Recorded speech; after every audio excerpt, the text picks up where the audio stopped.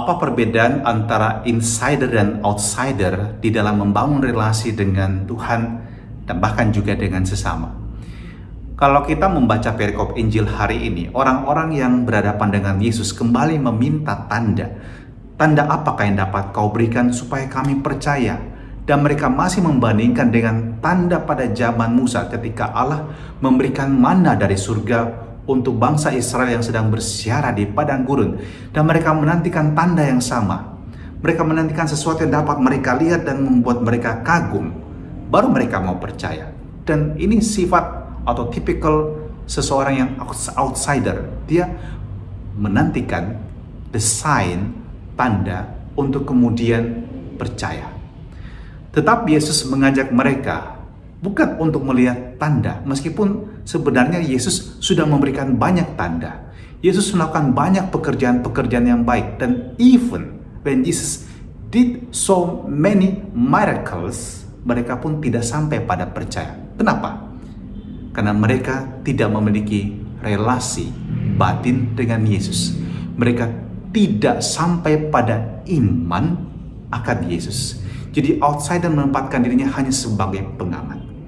Dan Yesus membandingkan sikap ini dengan seorang insider. Mereka yang masuk di dalam kawanannya. Mereka mendengarkan suaranya, yang mengenal dia dan mempercayakan dirinya kepada sang gembala ini. Domba-domba yang mengenal gembalanya. Merekalah yang memiliki relasi dengan dia.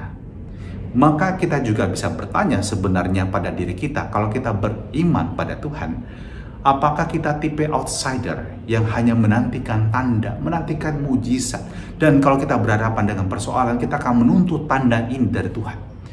Atau kita seorang insider yang setiap hari tekun membangun relasi dengan Tuhan, mau mendengarkan dia dalam doa kita, mendengarkan apa yang jadi kehendaknya, dan itu membuat kita semakin memahami sebenarnya kehendak Tuhan. Kalau orang memiliki relasi yang dalam dengan seseorang, ini kalau kita bawa dalam kehidupan keseharian kita, kalau kita juga seorang outsider, maka kita akan menuntut dari pasangan, dari orang tua, dari anak-anak kita, tanda supaya kita mencintai dia, supaya kita menghormati dia. Tapi kapan kita mencoba untuk membangun relasi batin yang dalam dengan orang yang kita kasihi? Kita menjadi insider satu terhadap yang lain. Kita semakin kenal apa yang menjadi pergulatan dia, pergumulan kita, kekhawatiran dia, kecemasan dia, kerinduan dia. Kalau itu terjadi, Anda menjadi seorang insider yang baik, maka relasi batin itu akan semakin mempererat komunikasi dan relasi kasih di antara Anda. Anda bisa buktikan sendiri, ketika Anda merasa semakin nyaman dengan seseorang dan relasi batin semakin erat, cinta itu semakin kuat.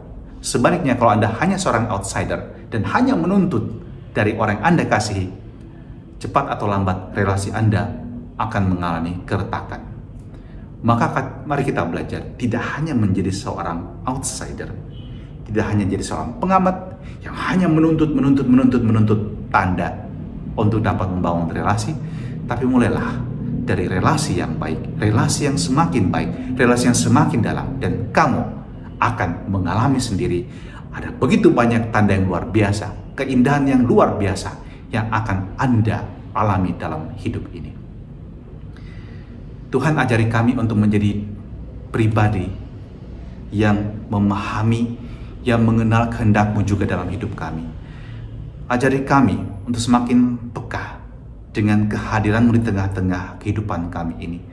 Dan ajari kami untuk semakin beriman, semakin percaya kepada-Mu, juga dalam setiap pergumulan hidup kami yang kadang-kadang tidak mudah. Jangan biarkan kami hilang. Jangan biarkan kami pergi dari-Mu.